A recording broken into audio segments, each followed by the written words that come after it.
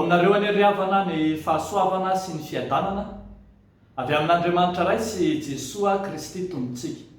Amen. Zanak'Andriamanitra mitafy an'i Kristy ny vita batisa. Zanak'Andriamanitra mitafy an'i Kristy ny vita batisa.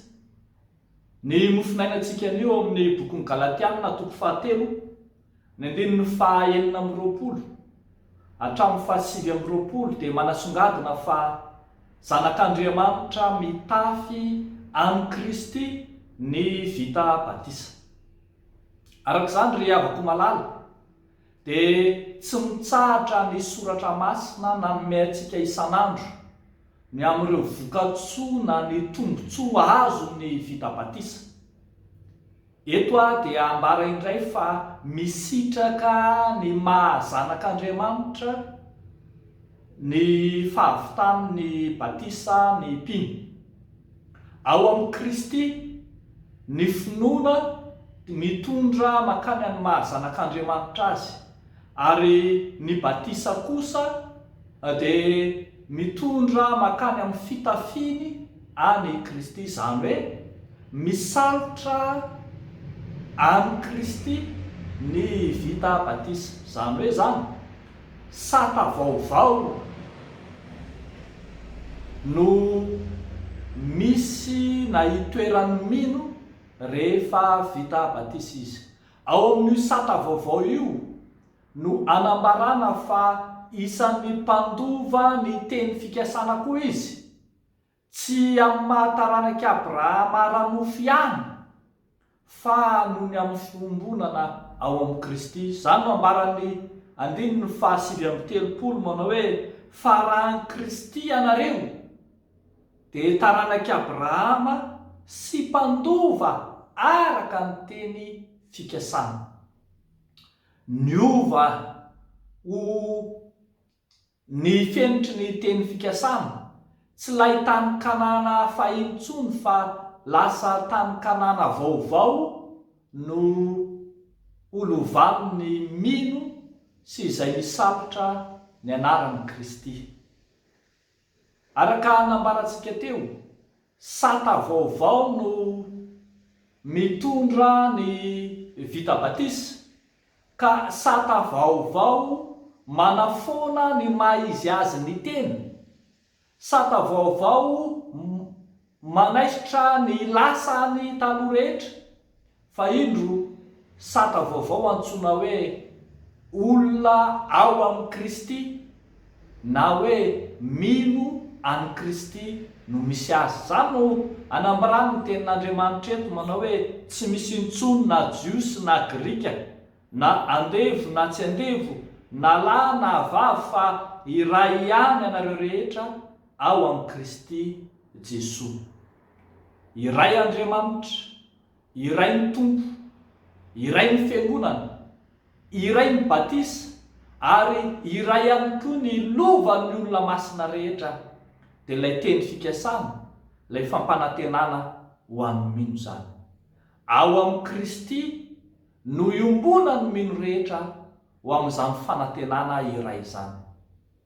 Ry havako manala ao amin'ny Tompo, manova antsika, manova ny fisainana sy ny fiheverana raiky tapisaka rehetra izay tsy nety teo aloha ny batisa.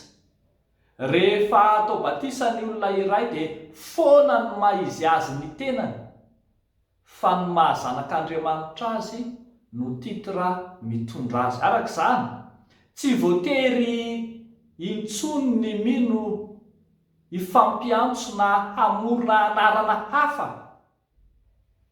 Raha malagasy ianao dia ny maha-kristianina anao, ny maha ao amin'ny Kristy anao no mibaiko anao voalohany vao ny maha-malagasy.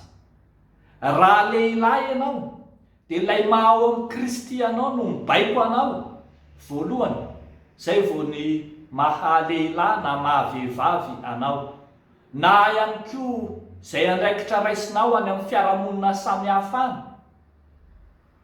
efa ny maha-kristianina anao no mibaiko anao manomboka izao.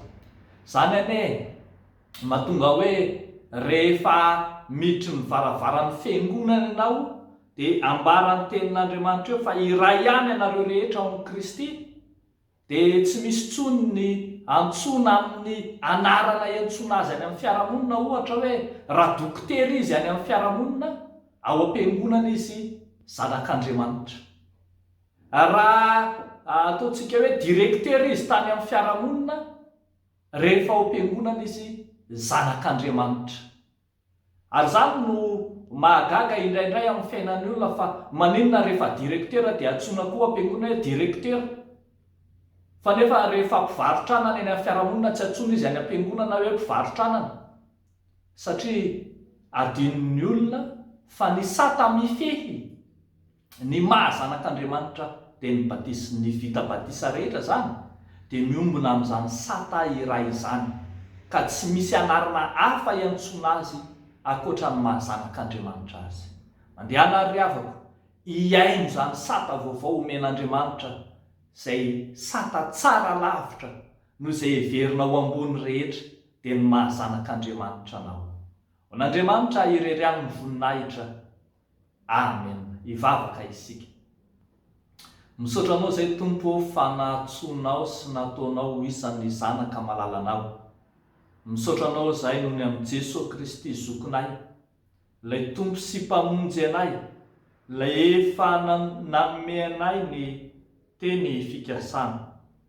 Misaotra anao izahay fa olona vaovao ao aminao. Ankehitriny Tompo dia mametraka feno eo ambany fahasoavanao izahay, ireo mpanomponao rehetra izay nangatabavaka eo anatrehanao, ireo miatrika fanadinana samihafa, ireo miatrika konkory samihafa ahatratraran'ny tanjony, dia ianao no amin'ny olo-tsaina ampahery, ianao no amin'ny fahazavan-tsaina ho azy ireny. Mivavaka ihany koa izay Tompo amin'ny teny io ity ho an'ireo mpiasa-panjakana rehetra mba hanao ny asa araka ny fahamarinana sy ny fahitsiana ao aminao Jesosy, indrindra ho lavitry ny kolokolo sy ny fahalovana. Miasa mahery Tompo ao anatin'izy ireny mba hampandroso ny firenena. Amin'ny anaran'i Jesosy Kristy Tomponay, nanaovanay izany mivavaka izany. Amen.